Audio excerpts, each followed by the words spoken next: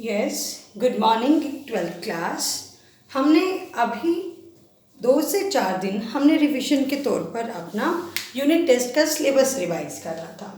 उससे पहले मैंने आपको चैप्टर नंबर 7 मतलब यूनिट 3 स्टार्ट करा दिया था, जिसमें हमने चैप्टर नंबर 7 कंप्लीट कर लिया था एंड हमने चैप्टर नंबर 8 स्टार्ट कर दिया था, लेकिन इन मिड हमने यूनिट टेस्ट का रिवीजन स्टार्ट कर दी थी। ओके क्लास, मैं आज के लेक्चर में अपना चैप्टर नंबर 8 दोबारा से रिव्यू देकर जितना हमने पढ़ा था वो करवा रही हूँ और हम आगे पढ़ेंगे कौन सा चैप्टर नंबर 8, ठीक है, एज पर टीआर चैन। और ये सेकंड चैप्टर है किस यूनिट का? यूनिट 3 का। जो यूनिट 3 है उसमें हमारे chapter number 7, chapter number 8 and chapter number 9 3 chapters comprise होते हैं इन यूनिट 3। ओके, हम लोगों ने 7 चैप्टर कर लिया है। टुडे विल रिव्यू 8 चैप्टर, जितना हमने कर लिया था फिर हम उसको आगे करवाते हैं। ओके, चैप्टर नंबर 8 का नाम क्या है बेटे? Short run equilibrium level of output. अब ये हमें यहाँ पर शॉर्ट रन के बारे में जानकारी होनी चाहिए, हमें यहाँ पर इक्विलिब्रियम लेवल ऑफ आउटपुट के बारे में नॉलेज होनी चाहिए। क्यों? As far as 12th syllabus is concern, हम सिर्फ शॉर्ट रन का ही कंसेप्ट स्टडी करेंगे। ओके क्लास, लॉन्ग रन हमारे सिलेबस का पार्ट नहीं है, so will study only short run. हालांकि 11th में हमने शॉर्ट रन लॉन्ग रन में कंसेप्ट बहुत अच्छे से क्लियर कर लिया है, लेकिन यहाँ पर देखिए शॉर्ट रन का मतलब क्या होता है, क्योंकि कभी कभार बोर्ड एग्जाम्स में 1 मार्क में इस तरीके के क्वेश्चन टर्मिनोलॉजी के वे से आ जाते हैं। Now what do you mean by short run? Short run period of time है, टाइम को रिप्रेजेंट कर रहा है। It is the period of time during which level of output is determined exclusively by the level of employment in the economy, in which means technology remains constant। आप technology को नहीं बढ़ा सकते, क्योंकि कौन सा रन है बेटे? शॉर्ट रन है। आप सिर्फ हम ये पढ़ रहे हैं बेटे, हमें कौन सी अप्रोच पढ़ रहे हैं? हम केन्जियन अप्रोच पढ़ रहे हैं। और केन्जियन की बेसिक अजम्पशन क्या थी बच्चे? हमारी इकोनॉमी क्या है? अंडर यूटिलाइज्ड इकोनॉमी है। हमारी इकोनॉमी में कैसी कैपेसिटी है? एक्सेस कैपेसिटी है। क्यों? Due to lower aggregate demand. Okay class, हमारी सप्लाई, हमारी प्रोडक्शन की कैपेसिटी ज़्यादा है, लेकिन हम उसको पूरा यूज़ नहीं कर पा रहे, बिकॉज क्योंकि एग्रीगेट डिमांड इकोनॉमी में कम है as compare to production capacity. कौन प्रोड्यूसर अपना लॉस करना चाहेगा? कौन प्रोड्यूसर्स अपने पास अनसोल्ड स्टॉक रखना पड़ चाहेगा? तो हम क्या करते हैं? हम उतनी ही प्रोडक्शन करते हैं जितनी डिमांड होती है इकोनॉमी में। इट मीन्स आपके बहुत सारे रिसोर्सेज हैं जो अभी क्या है? अनयूटिलाइज्ड है। इट मीन्स एक्सेस कैपेसिटी है इकोनॉमी में। तो आप अगर अब शॉर्ट रन कौन सा टाइम पीरियड है? आप अपना आउटपुट का लेवल बढ़ाओगे बाय यूटिलाइजिंग या बाय अप्लाइंग और बाय एम्प्लॉयमेंट। एम्प्लॉयमेंट किसका? अनयूटिलाइज्ड रिसोर्सेज का। और टेक्नोलॉजी क्या रहेगी इस टाइम पीरियड में? Constant. Okay class, short run की डेफिनेशन क्या है? The period of time during which level of output is determined exclusively by the level of employment। employment किन का? unutilized resources का। और resources unutilized क्यों है बेटे? due to lower aggregate demand as compared to aggregate supply, ठीक है, in the economy, and technology remains constant। अब मैंने आपको एक और चीज बोला था, अगर आउटपुट बढ़ेगा तो क्या बढ़ेगी? Employment. It means output, employment and income. Income का मतलब GDP. These are interchangeable terms as when we talk about Keynesian approach या केन्जियन इकोनॉमिक्स। ओके क्लास, कैसे? अगर आउटपुट को बढ़ाना है तो क्या बढ़ाना पड़ेगा? एम्प्लॉयमेंट। अगर एम्प्लॉयमेंट बढ़ेगी तो उतनी ही क्या बढ़ेगी? इनकम। इनकम का मतलब जीडीपी। अगर मैं यहाँ पर ये बोलूँ short run equilibrium level of output, अगर मैं बोलूँ short run equilibrium level of income और short run equilibrium level of employment or short run equilibrium level of GDP. These are one and the same thing. Okay class, so this is the basic concept of short run. Yes class, now what is the meaning of equilibrium level of output? Equilibrium कहाँ होगा बेटे? जब तराजू के दोनों पलड़े equal होंगे। और हमारी इकोनॉमी में सबसे बड़ी फोर्सेस क्या होती है? डिमांड एंड सप्लाई, जो हर चीज़ को डिटरमाइन करती है कितना प्रोडक्शन होना चाहिए, कैसे कैसे काम होना चाहिए। ओके, बट हम मैक्रो इकोनॉमिक्स पढ़ रहे हैं, economy as a whole level पढ़ रहे हैं, तो ये डिमांड नहीं है, that is what? Aggregate demand. And supply क्या है? Aggregate supply. It means the equilibrium level of output is that level of output where aggregate demand is exactly equal to aggregate supply. अब aggregate demand हम 7th chapter में already बहुत अच्छे से पढ़ चुके हैं. So aggregate demand is that level of output which the buyers plan, wish or intends to buy during an accounting year. Okay, so and aggregate supply क्या होती है बेटे? That level of output that the producers plan or wish to produce in the economy during an accounting year. जब ये दोनों चीज़ें बराबर होंगी, that level of output is called equilibrium level of output. Okay? अब यहाँ पर ये equilibrium क्यों होता है बेटे? इसमें ना इकोनॉमी में एक equilibrium situation बनती है. कैसे? अगर सपोज डिमांड ज़्यादा है और सप्लाई कम है, अब सप्लायर्स मीन्स प्रोड्यूसर्स इस डिमांड को ग्रैब करके प्रॉफिट अर्न कर सकते थे, लेकिन वो गवा दिया. क्यों? डिमांड ज़्यादा और सप्लाई कम है. सो किसको लॉस हुआ? सप्लायर्स को, मीन्स प्रोड्यूसर्स को. लॉस किस वजह से हुआ? Due to unfulfilled demand. मतलब उनको अपॉर्चुनिटी थी उस डिमांड को फुलफिल करने की, लेकिन वो हो नहीं पाए due to lack of supply as compared to aggregate demand. ठीक है, अब सपोज सप्लाई ज़्यादा कर ली और डिमांड कम है. अब आप खुद ही बताइए, लॉस सिचुएशन है. सोच के देखिए बेटे, लॉस सिचुएशन है. How come? भाई उनके पास जो सप्लायर्स प्रोड्यूस कर रहे हैं वो बिकेगा ही नहीं पूरा, क्योंकि डिमांड कम है और वो प्रोडक्शन कर रहे हैं ज़्यादा, तो उनके गोडाउन में क्या रह जाएगा?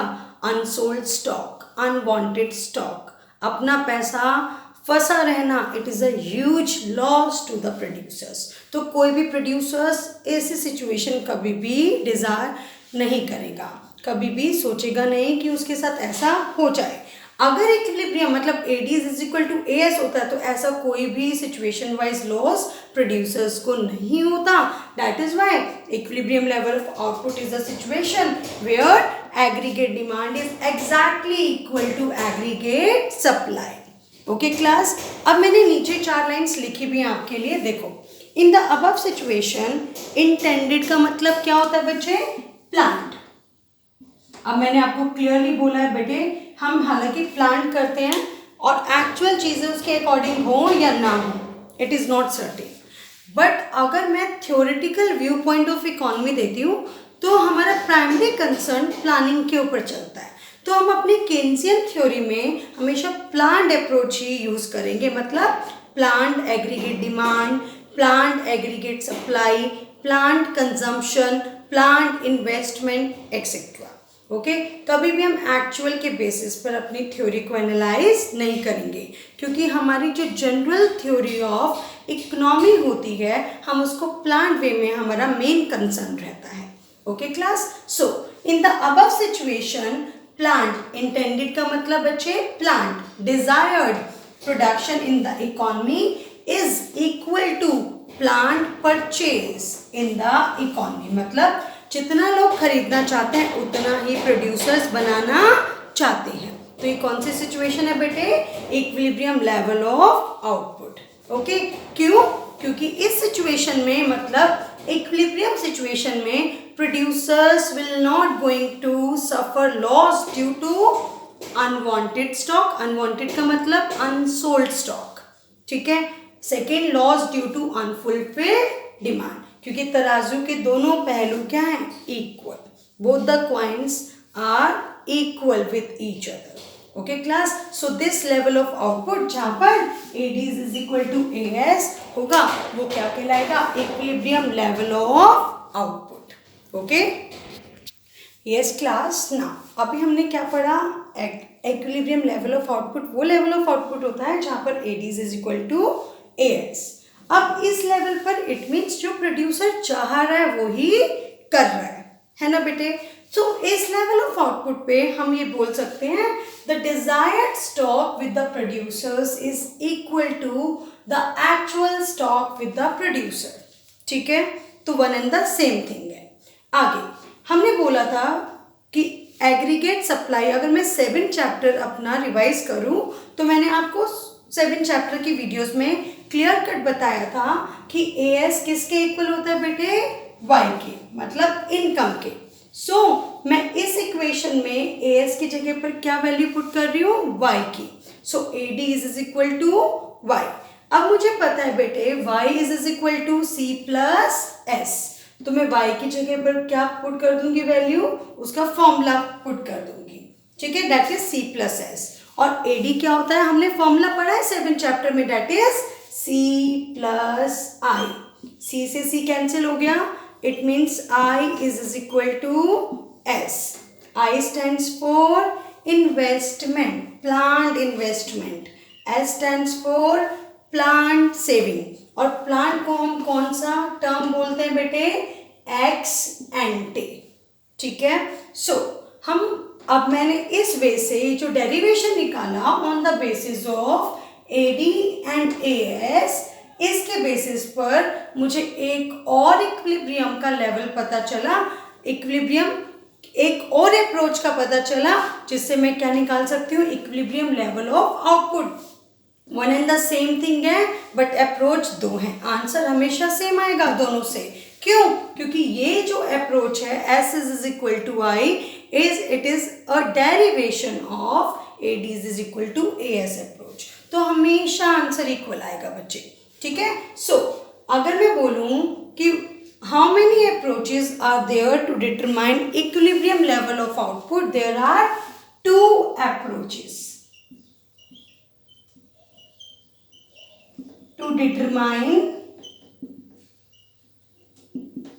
Equilibrium level of output. Number 1 AD is equal to AS, जो भी हमने पढ़ा. Number 2 S is equal to I, और S is equal to I कहाँ से आया बेटे, from AD is equal to AS approach से. ठीक है, यहाँ तक बच्चे मैं आपको करा चुकी थी. अब मैं अपनी फर्स्ट अप्रोच स्टार्ट करने जा रही हूँ, that is AD is equal to AS. बेटे point to be noted and just mind it, board exam में 6 मार्क्स का एक क्वेश्चन जरूर आता है on the basis of approaches, any of the approaches. Okay, so बहुत अच्छे से समझिएगा, अपना प्रैक्टिस कीजिएगा टेबल स्केड्यूल का, ग्राफ का, ऑब्जर्वेशन का, और 6 मार्क्स के अकॉर्डिंग अटेम्प्ट करने के लिए आप लर्न करिएगा. ओके, हाँ जी. ना determination of equilibrium level of output, अभी मैंने आपको बताया there are 2 approaches to determine equilibrium level of output or income or employment और GDP, one and the same thing. और वो 2 अप्रोचेस कौन कौन से बेटे, AD is equal to AS approach, second one is S is equal to I approach. Okay class, so आज हम start कर रहे हैं बच्चे first approach to determine equilibrium level of output. Number 1 is aggregate demand is equal to aggregate supply approach. उससे पहले बेटे मुझे बेसिक चीज़ों के बारे में दोबारा से समझना ज़रूरी होगा. अब ये अप्रोच जो है short run equilibrium level of output approach है, वो किसने प्रोपाउंड की थी बेटे, केन्स ने. और इस अप्रोच को हम क्या बोलते हैं, केन्जियन अप्रोच. ठीक है, सो केन्स ने तब ये अप्रोच अपनी प्रोपाउंड करी थी किस सिचुएशन में, उसने जब डिप्रेशन, अपना जो ग्लोबल लेवल पे डिप्रेशन देखा था उस टाइम पर उसने इस अप्रोच को प्रोपाउंड करा था. अब ये डिप्रेशन सिचुएशन क्या होती है बेटे, जब सप्लाई ज़्यादा हो और डिमांड कम हो, मीन्स एग्रीगेट डिमांड कम है और एग्रीगेट सप्लाई ज़्यादा है, ठीक है। मीन्स आपकी प्रोडक्शन कैपेसिटी ज़्यादा है लेकिन इकोनॉमी में एग्रीगेट डिमांड कम है, तो प्रोडक्शन एग्रीगेट डिमांड के अकॉर्डिंग होगा। इट मीन्स सप्लाई की कैपेसिटी अभी क्या है, अनयूटिलाइज्ड। इट मीन्स इकोनॉमी में एक्सेस कैपेसिटी है due to lower aggregate demand. Okay, so इस बेसिस पर बेटे केन्स ने एक अजम्पशन ली कि जो केन्जियन अप्रोच है वो उसी इकोनॉमी में फिट हो सकती है जिस इकोनॉमी में क्या चल रहा हो, डिप्रेशन चल रहा हो। जहाँ पर ऑलरेडी सब चीज़ें फुल्ली यूटिलाइज्ड है वहाँ पर केन्जियन अप्रोच फिट नहीं हो सकती। अब अगर मेरी डिप्रेशन चल रहा है बेटे मेरी इकोनॉमी में और हमारी बहुत सारी प्रोडक्शन कैपेसिटी अनयूटिलाइज्ड है, इट मीन्स एक्सेस कैपेसिटी है, तो बेटे जो एग्रीगेट सप्लाई होगी वो किसके अकॉर्डिंग चेंज होगा, एग्रीगेट डिमांड के। अगर जैसे जैसे इकोनॉमी में एग्रीगेट डिमांड बढ़ेगी तो एग्रीगेट सप्लाई उसके प्रोपोर्शनेट बढ़कर अपने आप को क्या कर लेगी, एडजस्ट कर लेगी, किसके अकॉर्डिंग, एग्रीगेट डिमांड के according. It means aggregate supply को प्राइस डिटरमाइन नहीं कर रहा, एग्रीगेट सप्लाई को कौन डिटरमाइन कर रहा है, एग्रीगेट डिमांड। क्यों, क्योंकि इकोनॉमी में क्या है, डिप्रेशन।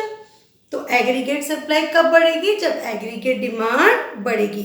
अब एक बात बताओ बच्चे, क्या प्राइस चेंज होगा, सोच के देखो, अप्लाई योर कॉमन सेंस। देखो जैसे जैसे एग्रीगेट डिमांड बढ़ी हमारी कैपेसिटी अनयूटिलाइज्ड है, सारे प्रोड्यूसर्स क्या करेंगे, भाई मार्केट में स्कोप है, why not to grab, why not to raise the production. तो एग्रीगेट सप्लाई भी बढ़ेगी क्योंकि उनके पास रिसोर्सेज अभी क्या है, अनयूटिलाइज्ड। अब ये बढ़कर इसके बराबर आ गई, इक्विलिब्रियम ऑटोमेटिकली मेंटेन हो गया। अब ये दोनों चीजें बराबर हैं तो प्राइस लेवल में कोई भी चेंज नहीं होगा। क्लियर हुआ?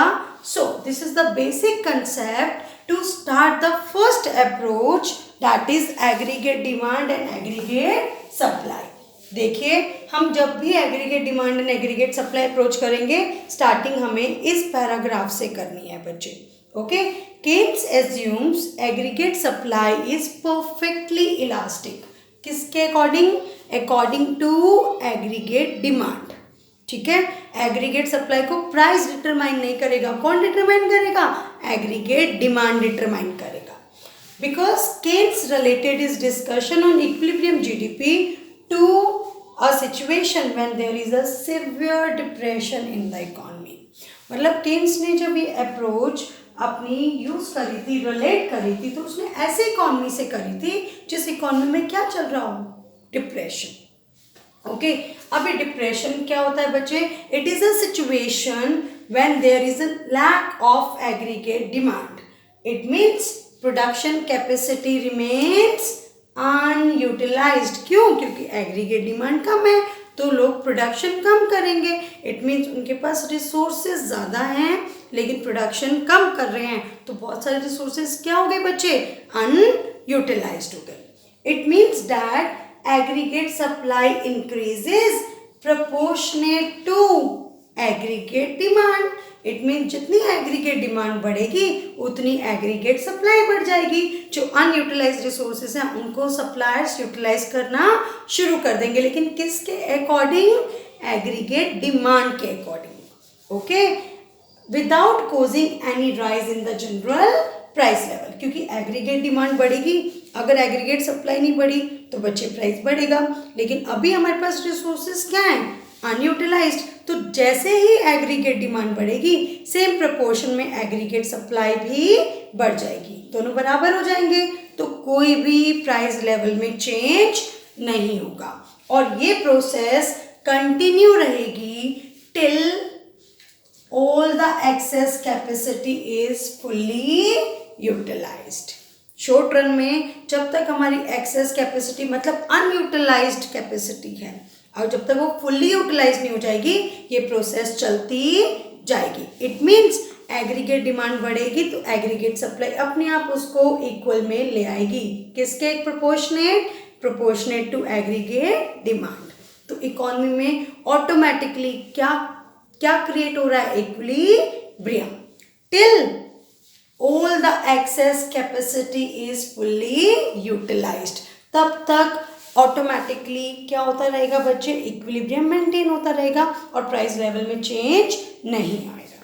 ठीक है बच्चे, ओके। सो अब हम पढ़ते हैं बच्चे फर्स्ट अप्रोच आगे, aggregate demand and aggregate supply. Yes class, AD and AS approach में उस पैराग्राफ के इंट्रोडक्शन के बाद हम लोग क्या करेंगे, हम लोग फर्स्ट मीनिंग डिफाइन करेंगे एग्रीगेट डिमांड। ये मैं आपको करवा चुकी हूँ। तो एग्रीगेट डिमांड क्या होती है बेटे, sum total of expenditure that the people of an economy are planning to spend on the purchase of goods and services produced in the economy during an accounting year corresponding to different level of income. Okay class, क्योंकि हम अपनी demand का relationship price से भी कर सकते हैं, हम अपनी डिमांड का रिलेशनशिप इनकम से भी कर सकते हैं। तो केन्जियन अप्रोच में हम अपनी एग्रीगेट डिमांड का रिलेशनशिप किसके साथ एक्सप्रेस कर रहे हैं, इनकम के साथ। ओके फिर हम पढ़ेंगे, हम यहाँ पे राइट करेंगे एग्रीगेट सप्लाई का meaning. It is the sum total of the value of goods and services or output which all the producers are planning to produce in the economy during an accounting year. Okay और AS किसके equal होता है, Y, और AS line या income line हमारी कौन सी line होती है, 45 डिग्री लाइन, जिसको हम रेफरेंस लाइन भी बोलते हैं। क्यों रेफरेंस बोलते हैं, क्योंकि एग्रीगेट डिमांड का रिलेशनशिप किसके अकॉर्डिंग एक्सप्रेस कर रहे हैं, किसके रेफरेंस से शो कर रहे हैं, इनकम के रेफरेंस से, इनकम के अकॉर्डिंग। ओके क्लास, फिर हम अपना डिफाइन करेंगे equilibrium level of output. Equilibrium is reached when aggregate demand is equal to aggregate supply, because at this level there is no tendency for income and output to change.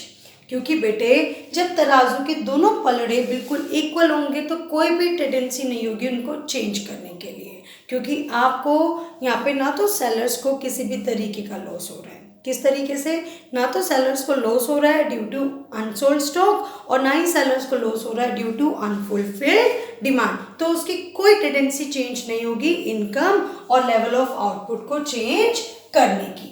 क्यों, क्योंकि what the sellers plan to produce is exactly equal to what the buyers plan to buy. Okay class, so हम इसके बाद अपना एक schedule बनाएंगे based on aggregate demand and aggregate supply. अब जब हम ये पूरा write up कर देंगे according to 6 months question, afterwards हम लोग एक schedule construct करेंगे। ठीक है, जिस स्केड्यूल में हमने वो जैसे 7 चैप्टर में AD एंड AS का स्केड्यूल बनाया था, उसी तरीके से हम क्या बनाएंगे बच्चे, AD एंड AS का स्केड्यूल। ठीक है, AS का मतलब income 0, 20, 40, 60, 80, 100. Okay, and then will take C, I, then AD. AD is the summation of C plus I. यहाँ पे मैं 30, ये 20 से बढ़ रहा है, मैं इसको इससे कम रेट पर बढ़ाऊंगी, 30, 40, 50, 60, 70, 80। ओके, और हम इस अप्रोच में I को क्या रखते हैं बच्चे, कांस्टेंट, ताकि हम अपने कंसेप्ट को सिंप्लीफाइड कर सके, सिंपल बना सके और सिंपल टू अंडरस्टैंड कर सके। Okay class, so AD is the summation of C plus I, तो 30 plus 10 40, 40 plus 10 50, then 60, 60 plus 10 70, 70 plus 10 80, 80 plus 10 90। Okay class, अब ये I भी क्या होती है बच्चे, ऑटोनोमस इन्वेस्टमेंट, और ये जो जीरो लेवल ऑफ इनकम पर जो C होता है that is called autonomous consumption. So zero level पर जो भी एग्रीगेट डिमांड होता है that is called autonomous total expenditure, जिसको हम A बार से रिप्रेजेंट करते हैं। ओके क्लास, तो ये स्केड्यूल के बाद आपको डिटरमाइन हो जाएगा कि कहाँ पर according to AD is equal to AS approach, कहाँ पर AD और AS इक्वल है और कहाँ पर बच्चे हमारा इक्विलिब्रियम मेंटेन हो रहा है और रीच्ड हो रहा है। आप देखिए ए वाई का मतलब क्या होता है बच्चे, ए एस। ठीक है, यहाँ पर 0 पर 40, 20 पर 50, 40 पर 60, 60 पर 70, 80 पर 80। इट मीन्स हमारा 80 लेवल ऑफ आउटपुट पर क्या अचीव हो रहा है बच्चे, equilibrium. Because here AD is equal to AS. Okay class, सो हमारा इक्विलिब्रियम लेवल ऑफ आउटपुट कितना आया, 80। ओके, सो इस तरीके से हमने क्या डिटरमाइन करा बच्चे, equilibrium level of output. Okay, तो इसके अकॉर्डिंग बच्चे हम इसके नीचे क्या बनाएंगे, इसका डायग्राम, इसका कर्व बनाएंगे। ओके, मैं ये एक्स्ट्रा हटा रही हूं, its curve। अब x axis origin, y axis है ना, हम नीचे क्या लेते हैं बच्चे, इनकम। हम यहां पर क्या लेंगे, consumption, investment and aggregate demand. ठीक है, और इनकम कितना है, 20, 40, 60, 80, 100, 120। ओके, हम कंजम्पशन वाइज भी बेटे हम 20, 40, 60, 80, 100। ओके, अब अगर मैं इनकम लाइन बनाऊंगी, मैंने बेसिक में पढ़ा है कैसे बनाते हैं, 0 पर 0, 20 पर 20, 40 पर 40, 60 पर 60, 80 पर 80, 100 पर 100। ओके, तो ये लाइन बिल्कुल बीचों बीच जाएगी, मीन्स कितने डिग्री का एंगल पर बनेगी, it is expressed at 45 degree angle. और ये कौन सी लाइन है, इनकम। इनकम का मतलब एग्रीगेट सप्लाई का लाइन, बोथ आर सेम, क्योंकि ये लाइन इक्वी डिस्टेंट होती है from X axis and Y axis. ठीक है, तो कौन से डिग्री का एंगल बनेगा बच्चे, 45 डिग्री। अब मैं सबसे पहले क्या बना रही हूँ, इन्वेस्टमेंट। 0 पर 10, 20 पर 10, तो ये लाइन बिल्कुल पैरेलल टू 100 के लेवल पर ही रहेगा बच्चे, बिल्कुल 100 के लेवल पर। ओके, तो ये कौन सी लाइन है, ये कौन सा कर्व आ गया, investment curve. Okay, then I will make, ये मैं क्लियरली आपको बता रही हूं, 45 डिग्री लाइन। ओके, ये मैंने आपको समझाने के लिए लाइन लगाई थी, लेकिन मैं अभी इसको रब कर रही हूँ क्योंकि क्लियर बनेगा इससे और भी। अब मैं कंजम्पशन कर्व ड्रॉ कर रही हूँ। सी, जब इनकम 0 है, consumption is 30। Income is 0, consumption is 30। Okay, when income is 20, consumption is 40। When income is 20, consumption is 40। Okay, आगे when income is 40, consumption is 50।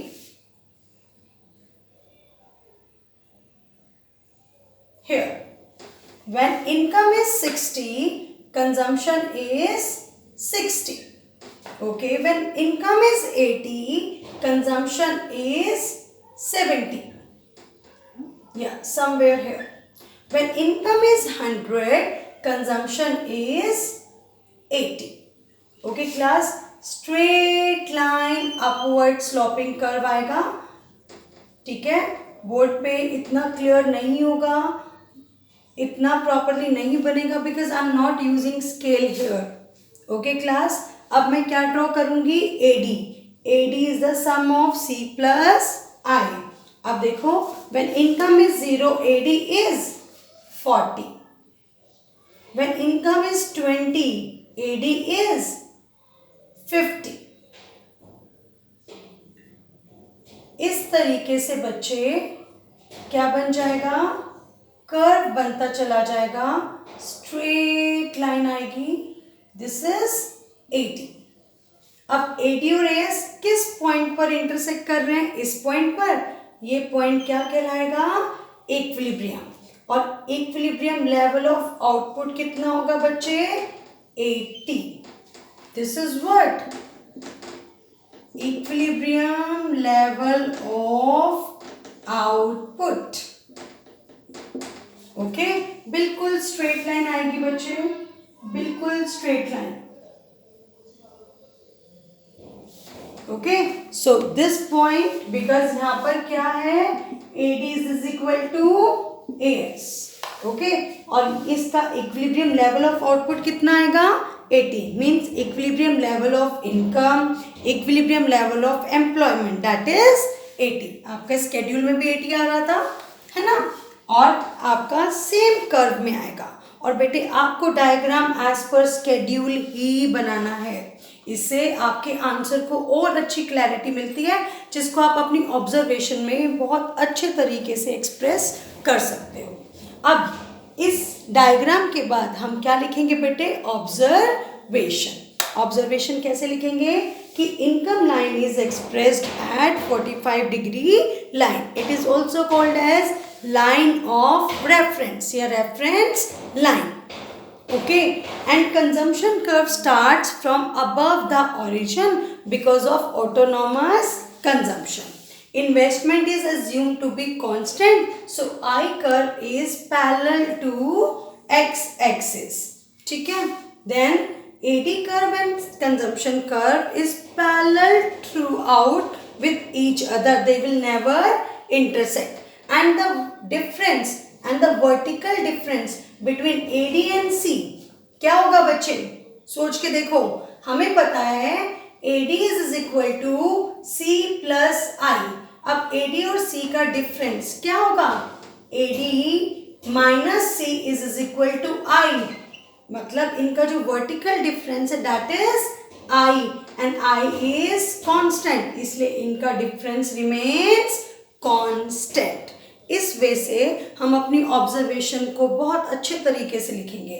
Okay, and at point E aggregate demand is exactly equal to aggregate supply. So point E is the equilibrium point and 80 level of income or 80 level of output is the equilibrium level of output in the economy during short run, because at this point aggregate demand is exactly equal to aggregate supply.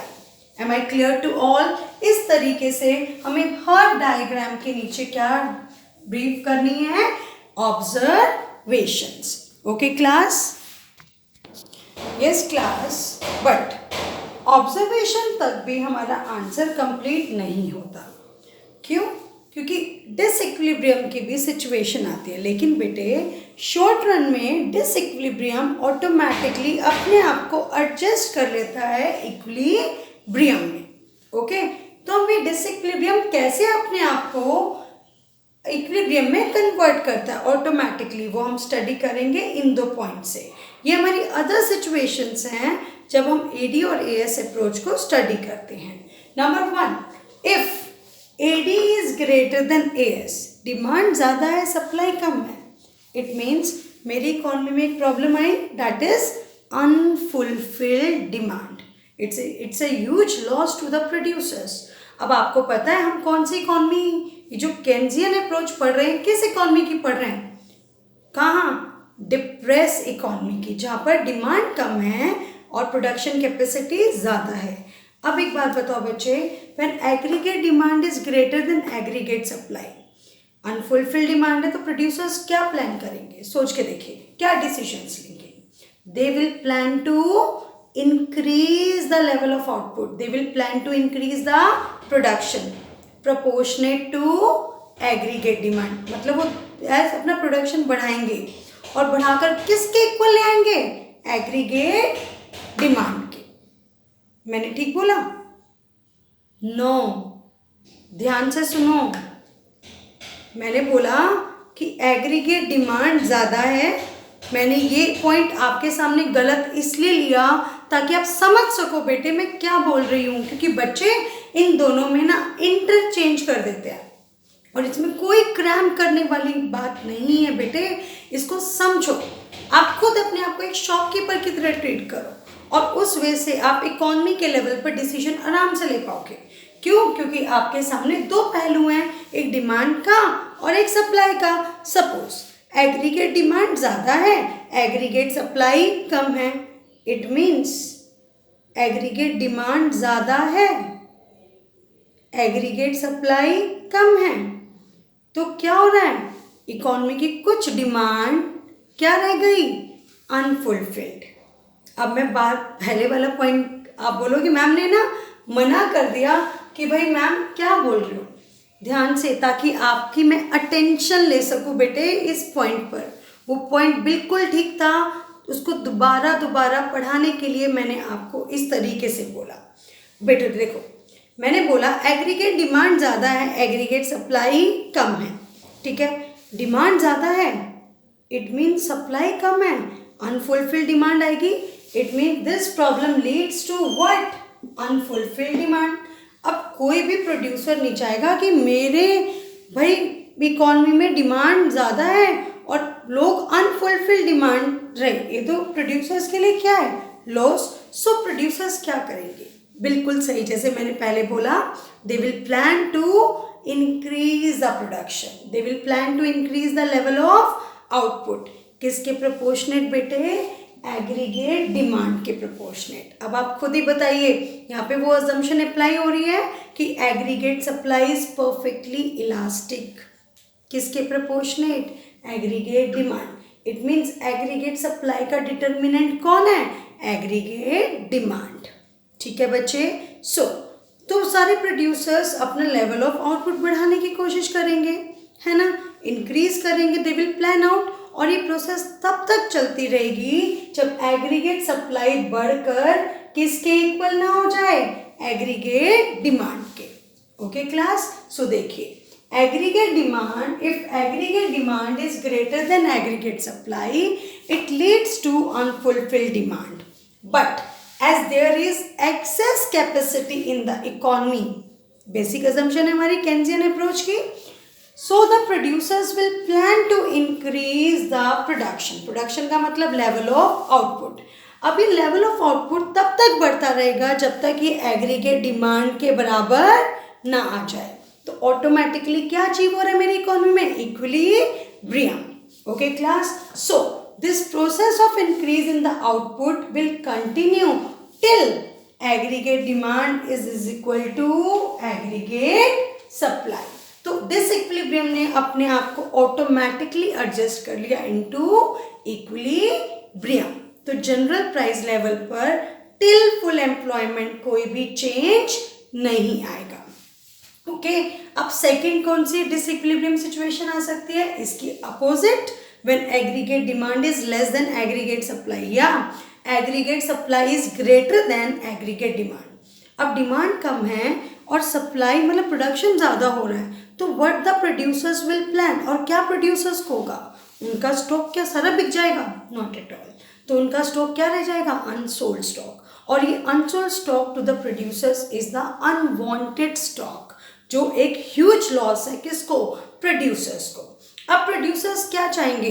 They will plan to decrease the level of output. इतना decrease करेंगे कि वो किसके equal हो जाए? Aggregate demand के।